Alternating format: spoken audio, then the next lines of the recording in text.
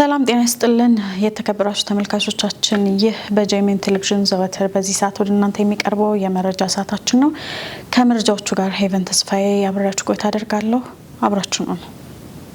በቅድሚያ አርዕስተ ዜና። የመካነ ኢየሱስ ሴሚናሪየም የኢትዮጵያ ቴዎሎጂካል ጆርናልና የሚኒስትር ዶክተርነት ፕሮግራም በይፋ አስጀመረ። የኢትዮጵያ ሀገራዊ ምክክር ጉባኤ በአዲስ አበባ ሊካሄድ 6 ቀናት ብቻ ቀሩት። ከውጭ በታንዛኒያ የመንግስትና የሃይማኖት ተቋማት ትብብር በማህበራዊ ልማት ላይ ውጤት እያስመዘገበ መሆኑ ተገለጸ።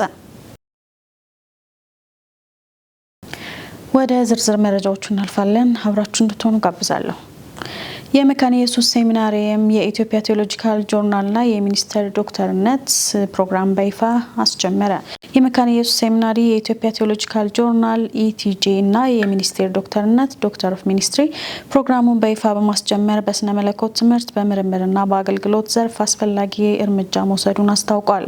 የምረቃ ስነ ስርዓቱ በቄስ ዶክተር ዳንኤል ፊቴ የእንኳን ደህና መጣችሁ ንግግር የመክፈቻ ጸሎት የተጀመረ ሲሆን በቄስ ዶክተር ጸጋይ ኢማና ስብከት ቀጥሏል። መርሃ ግብሩን በይፋ ያስጀመሩት የኢትዮጵያ ወንጌላዊት ቤተክርስቲያን መካነ ኢየሱስ ዋና ጸሐፊና የሴሚናሪው ቦርድ ሊቀመንበር ቄስ ዶክተር ተሾመ አመኑ ሲሆን ቤተክርስቲያኒቱ ለሴሚናሪው የምታደርገውን ድጋፍና ቁርጠኝነት እንደሚቀጥል አረጋግጠዋል።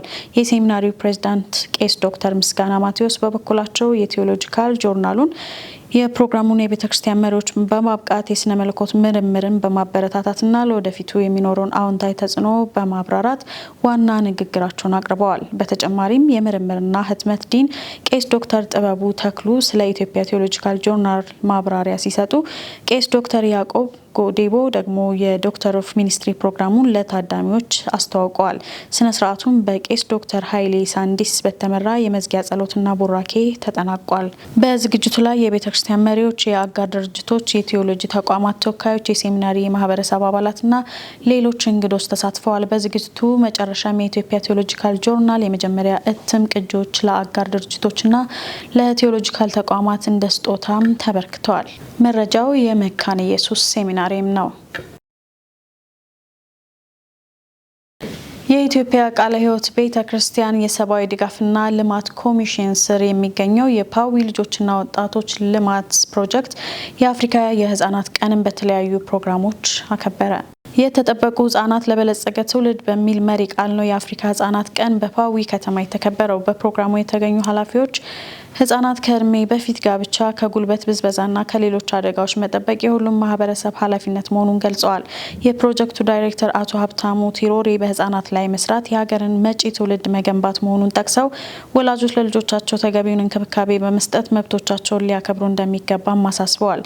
በተመሳሳይ ፕሮጀክቱ ተወካይ አቶ በለጠ ሱማሞ የህጻናትን መብት በማስከበር ሁሉን አቀፍ ድጋፍ ለመስጠት የተሻለ ትውልድ መገንባት እንደሚቻል ገልጸዋል። በበዓሉ የህጻናት የስነ ጥበብ ትዕይንቶች፣ የግንዛቤ መርሃ ግብሮች የቀረቡ ሲሆን በኢትዮጵያ ቃለ ሕይወት ቤተክርስቲያን ከ118 በላይ የልጆችና ወጣቶች ልማት ፕሮጀክቶች በመላ ሀገሪቱ እየተካሄዱ መሆናቸው ተገልጿል። የጄኤምኤን መረጃዎችን ነው የተከታተላችሁ የምትገኙት። አብራችሁን ስላላችሁ እናመሰግናለን። ወደ ሀገር አቀፍ መረጃዎች ደግሞ እናልፋለን። የኢትዮጵያ ሀገራዊ ምክክር ጉባኤ በአዲስ አበባ ሊካሄድ 6 ቀናት ብቻ ቀሩት። ዳንኤል አንተነህ ዝርዝር አለው። ተከታትለን እንመለስ። ጉባኤው ከሐምሌ 8 ቀን 2018 ዓ.ም ጀምሮ በይፋ እንደሚካሄድም የኢትዮጵያ ሀገራዊ ምክክር ኮሚሽንም አስታውቋል። ታሪካዊ ተብሎ የተገለጸው ጉባኤ ከ3 ሳምንታት እስከ 1 ወር ድረስ የሚቆይ ሲሆን ከመላው ሀገሪቱና ከዲያስፖራው የተውጣጡ 4000 የሚጠጉ ተወካዮችንም ያሳትፋል። ኮሚሽኑ ከ1234 ወረዳዎች የተወካዮች ውይይት በማካሄድም ከ200,000 በላይ ዜጎች ያቀረቧቸውን አጀንዳዎችም ሰብስበዋል። ለዋናው ጉባኤ የተዘጋጁት 8 ዋና ዋና የውይይት ምሰሶዎችም የሀገር ግንባታ፣ ማንነት፣ የመንግስት አደረጃጀት፣ የፌዴራል ከተሞችና ክልሎች፣ የሃይማኖት ጉዳዮች፣ የህግ የበላይነትና ሰብአዊ መብቶች፣ ማህበራዊና ኢኮኖሚያዊ ጉዳዮች እንዲሁም ዘላቂ ሰላምና መልካም አስተዳደርን የሚመለከቱ መሆናቸውም ተገልጿል። ተሳታፊዎቹም ከሐምሌ 1 ቀን 2018 ዓ.ም ጀምሮም ወደ አዲስ አበባ መግባት መጀመራቸውም ይታወቃል። መረጃውን ከፋና ገጽ አገኘ ነው። የሃይማኖት አባቶች በተለያዩ የማይድን ህመም ውስጥ የሚገኙ ወገኖችን በማገዝ ረገድ ኃላፊነት እንዳለባቸው ተጠቆመ።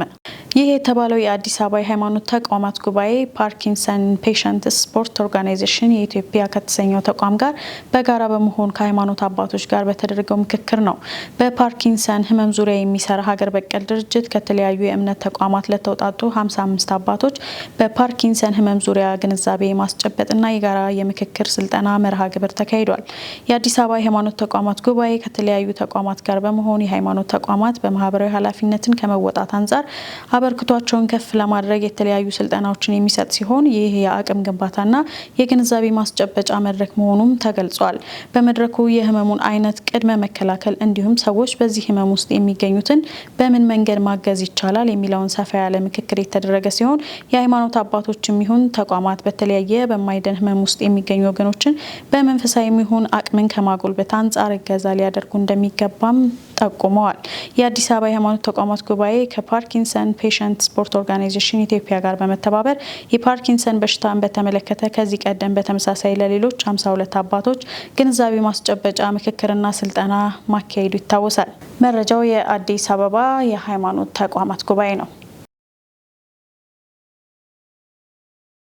ወደ ውጭ ዜናዎች እንለፍ። በታንዛኒያ የመንግስት የሃይማኖት ተቋማት ትብብር በማህበራዊ ልማት ላይ ውጤት እያስመዘገበ መሆኑ ተገለጸ።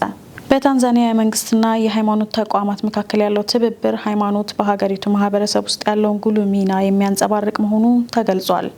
መንግስት በብሔራዊ የህዝብ ቆጠራ ውስጥ የሃይማኖት መረጃን ባያካትትም የፒው ሪሰርች ሴንተር ጥናት እንደሚያመላክተው 63 በመቶ የሚሆኑት የታንዛኒያ ህዝብ ክርስቲያኖች ሲሆኑ 34 በመቶ ያህሉ ሙስሊሞች ናቸው። ቀሪው ህዝብ ደግሞ ባህላዊ የአፍሪካ ሃይማኖቶችን የሚከተል ወይም የተወሰነ ሃይማኖት የሌለው ነው። በዛንዚባር ደሴቶች አብዛኛው ህዝብ ሙስሊም መሆኑም ይነገራል። ምክትል ኮሚሽነር ጄኔራል ምቻ ሀሰን እንደገለጹት ስነ ምግባርን ያማከለ አመራርና በመንግስት ተቋማትና በማህበረሰቡ መካከል ያለው ትብብር በተለያዩ የልማትና የማህበራዊ ዘርፎች አበረታች ውጤቶች እያስመዘገበ ነው ሲሉ ተናግረዋል።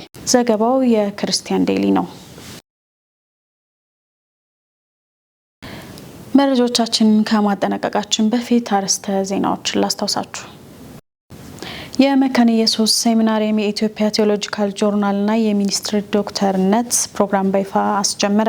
የኢትዮጵያ ሀገራዊ ምክክር ጉባኤ በአዲስ አበባ ሊካሄድ 6 ቀናት ብቻ ቀሩት። ከውጭ በታንዛኒያ የመንግስትና የሃይማኖት ተቋማት ትብብር በማህበራዊ ልማት ላይ ውጤት እያስመዘገበ መሆኑ ተገለጸ። የተወደዳችሁና የተከበራችሁ የጄኤምኤም ቴሌቪዥን ተመልካቾች የመረጃ ሰዓታችን እስካሁኑ ነበር። መረጃዎቹን ወደ እናንተ እያቀረብኩ የነበርኩት ሄቨን ተስፋዬ ነበርኩ።